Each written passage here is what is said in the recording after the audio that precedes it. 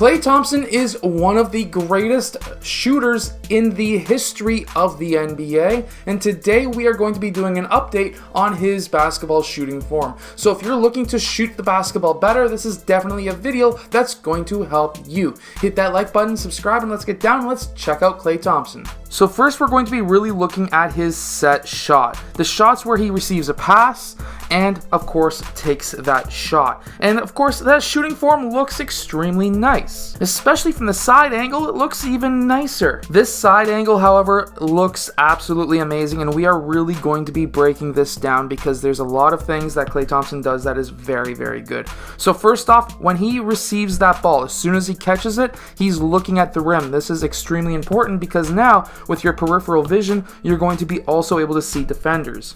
Next, what we do see is his shoulders are over top of his knees and generally over top of his toes once he puts that right foot down. The next thing I want to point out is that his heels are off the ground. This is extremely important because that will engage the Achilles, which of course he did tear, but it does engage the calves as well to be able to get up into the air faster. Your Achilles is the springiness to your jump, which allows you to get up into the air much faster. However, look at his energy transfer from his gather point up to his set point. When we get that ball into our hands, at this point, he's actually bending his knees. He's getting lower while he's lifting his arms. Do you notice that right there? While he's lifting up his arms, he's actually loading his legs so that now when his arms are up at that set point, he is at that point then jumping and releasing that ball at the same time. This energy transfer is absolutely amazing. We can also see that he extends his legs fully as soon as he gets into the air. There's some players who will fully extend before they even leave the ground, which means that their whole shot is coming from just their calves. However, you want to get your shot power from your quads and your calves and your lower back. And by shooting this way, you are going to be able to have those three parts of your body engaged so that then your arms are only going to be used for actually shooting and aiming. You're not getting much power at all from your arms, and there's a reason for this. If you were to get all your power from your arms, you're going to be over gripping that ball, and when that happens, you're going to be really messing with your shot. You only want your arms to be giving you the accuracy, not the power. Now, I find it funny because some people say that he has a one motion shot, but we can see right here, after he goes up into his set point, that's 1 frame, 2 frames, 3 frames, and then in the 4th frame, he starts to then shoot that ball. That 3 frame set is a 2 motion shot. We can also see when he goes from his gather up into his set point, he does not bend his elbow while going up because he wants to be able to limit the amount of movement in his shot. When he gets up into his set point, he has a 45-degree angle on his wrist. Some coaches will say that you need a 90 degree. I disagree.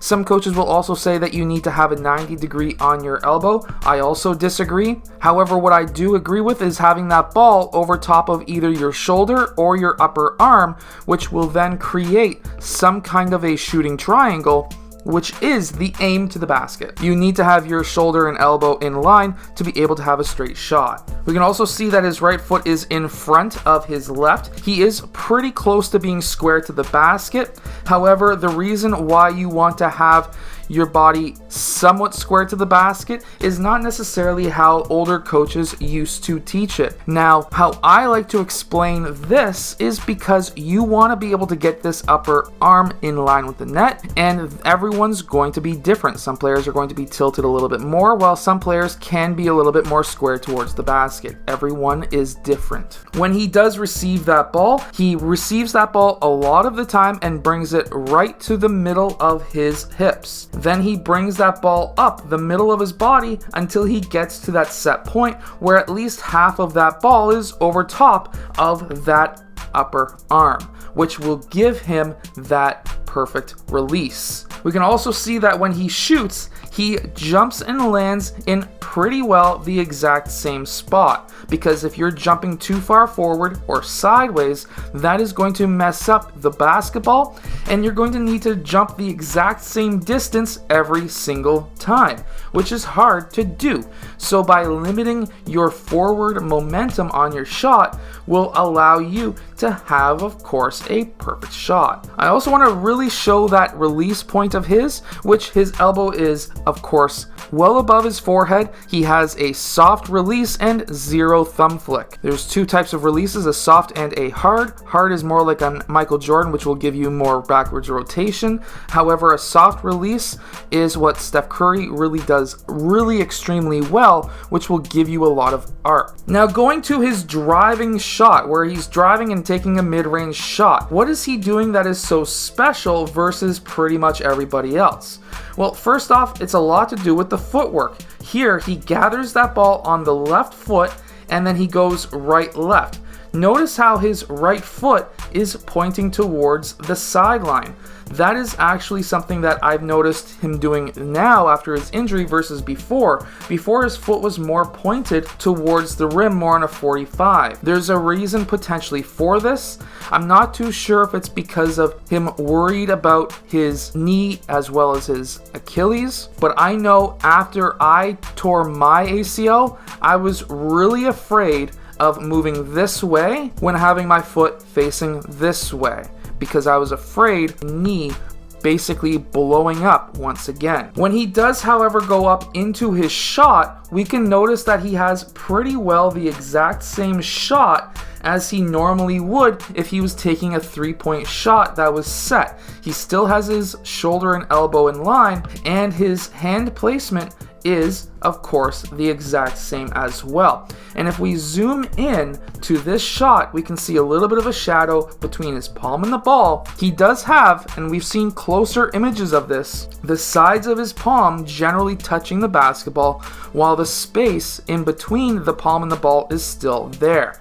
There's so many players who get caught up in you have to have it right on your fingertips only.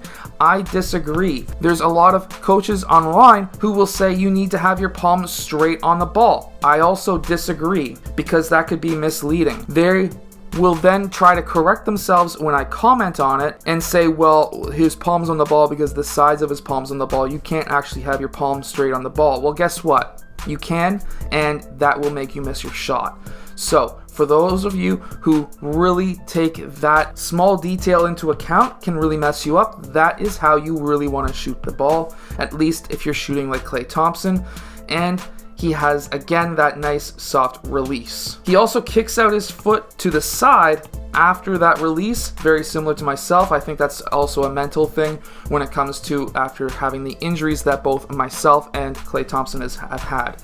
I tore my ACL and so did he, but he also tore his Achilles, which is worse. We can also see that same thing here. However, now he comes to a jump stop and his body is definitely not square with the rim like it normally is. Again, this is going to allow him to still keep his right side in line. However, he used to actually really turn that left foot towards the basket. I think that this, again, is going to be something that he's changed just to mitigate the chances of tearing something again, because once he does jump after he takes that jump stop, he does get pretty well squared towards the rim once again. I'm not saying that you should twist your body in your shot. However, for Klay Thompson and even myself, we both do that after our injuries. He has such an amazing shot though. I hope that this video has helped you. If it has, hit that like button and subscribe, and I'll see you guys again next time.